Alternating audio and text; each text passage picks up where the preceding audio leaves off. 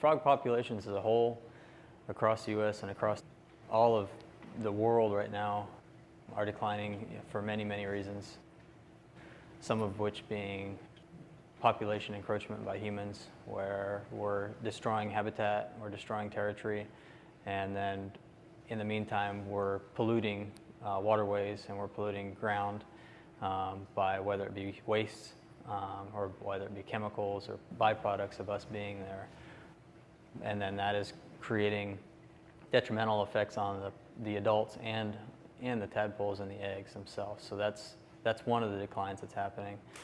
Another type of decline is something called chytrid fungus.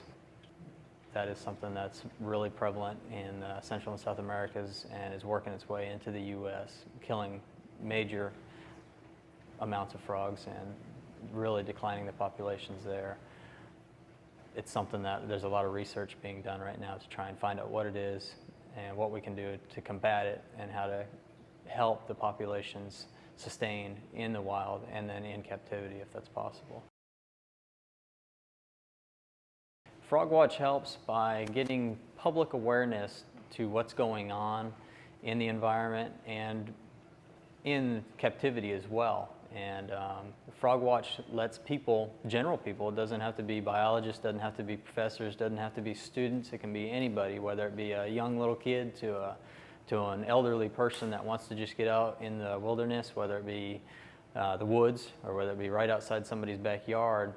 And all it does is it's helping the National Wildlife Federation put together numbers and species of calling frogs and toads. And once you submit this back to their website or to them directly, they can do whatever data collection that they're doing, however they're wanting to do their statistics, and they can find population sizes and find ranges, and they can find the species. And it's just compiling information for the National Wildlife Federation, so that way we can see what our frog populations are doing in any given area. And the neat part about that is when you go to their website, I think you can get there from frogwatch.org or through the National Wildlife Federation website itself. It prompts you on how to do all this. So any individual can get on the internet and go to the website and then key this up and then look for it, and it gives you all the instructions on what to do, how to do it, and get started going out into the woods and do this. And you listen for the frogs and the toads calling. It helps you to delineate what's what and what species are calling and how they call and what they sound like.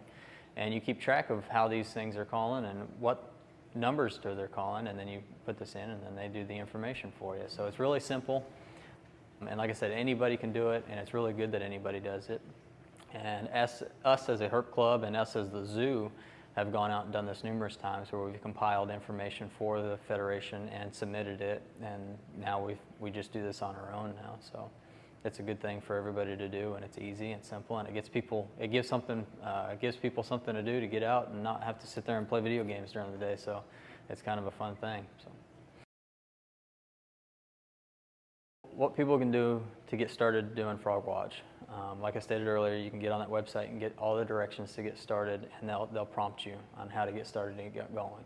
And once you've done this, then you can go out to the area that you've deemed that you want to kind of herp, or what we call herp, which is herpetology, is a study of reptiles and amphibians. And so a lot of herp people say, well, we're going to go do some herping, and that's just short for kind of like fishing, and stuff like that. Anyway. You're going to go to your spot that you've designated that you want to kind of go out and do this frog watch, and the prompts that you have give you the list of species per that area, because you've plugged in a GPS coordinate that they've given you for that area. And so you follow the species list that they give you and the call list that they've given you, and you listen for 3 minutes. So you go up to your area, whether it be a pond, whether it be a ditch, whether it be your backyard, whether it be a lake, it doesn't matter what it is, as long as you know there's frogs and toads there. And you go and you stop, and you're going to kind of wait a little bit and let things kind of settle back down, because you've disturbed it from walking up on it. And then you sit and you wait for 3 minutes. And during that 3-minute interval, you're going to listen as closely as you can and delineate how many species of frogs are calling and what's calling and to what number they're calling. And then on this scale that they give you, you follow that scale, and then you write down either 0 to 3 or 4, and that's going to determine if there's 0 frogs and toads being heard, or if there's going to be so many frogs and toads you can't distinguish how many there are. And what we did as a herp club is, as we did our 3-minute counts when we were walking around Mohawk Park, we'd herp in between. So not only were we gathering information for the Federation via the calls, we would also gather information that we used, that we've compiled over the years that we've been doing this club, of species that we found and caught in hand. So you can go out and you can catch frogs and toads, and as long as your hands are clean and you don't have any chemicals on them or any bug sprays or anything like that that can be absorbed cutaneously through the amphibian skin, then you're okay to catch them and handle them and stuff like that. And then you can look at them and be like, oh, that's kind of cool, that's kind of neat, and learn a little bit about them and see the different characteristics about them, and then let them go. And then walk to a new spot and then do another 3-minute count. And just do that repeatedly until either you're done getting bit up by mosquitoes because you don't have any bug spray on, because you can't, or you've got enough information that you're satisfied for that day or that evening or whatever. So, like I said, you can go anywhere. You can go out into the woods, because there's many species that are going to be terrestrial that are not going to necessarily need the water or a big body of water like a lake or a pond or a stream. They just need little residual pools from the rainstorms that we've had. So a lot of these little frogs, like our narrowmouth toads that we have, that are a real small little toad about the size of a $50 or a quarter, that are termite specialists, they can breed in residual pools and small little roadside ditches. And so during the rest of the year, they'll be underneath timber, fallen timber, real moist decaying timber, and in dirt. And also the neat part about those guys is they'll live in burrows with the Oklahoma brown tarantula.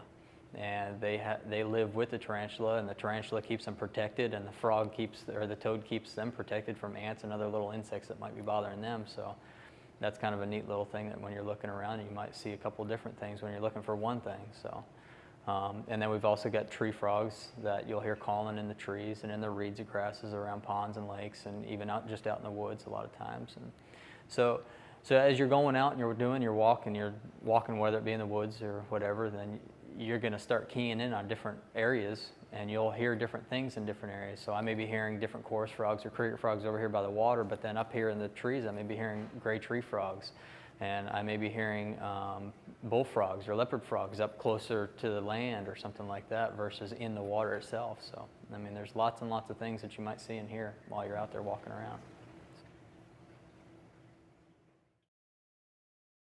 A lot of times these species will call during the day. Like right now we can go out there, for instance, and we're hearing narrowmouth toads calling, we're hearing crickets, frogs calling. But a lot of times you start going out in the evenings just before dusk, and you're going to really hear the frog and toad populations starting to call a lot better. So yes, that's a good thing, to start going out in the evenings, especially after a rain shower. A lot of people will hear a lot more frog and toad calls after heavy rains, or any rain, even just a little sprinkle. And so yeah, that's a good question. They'll definitely be out after rain, and during the dusk hours they're a lot better. So, and then depending on the species, sometimes you'll only find them during rain showers. Like there's a certain kind of chorus frog that we just recently heard out here, that out of all the years I've been herping out in this part of the state, or in this area, or even the zoo grounds, I had never heard this one particular chorus frog call until just recently. We were out here during a thunderstorm, and we were going to start going back to the trucks and start making our way out, because there was lightning all around, and then all of a sudden you hear this little chirp, and I was like, well, that's a little chorus frog that we hadn't heard here, or never heard here in some instances. So I mean, yeah, it's kind of cool to just be out there and be available to hear something different or something new that you hadn't heard at a given area.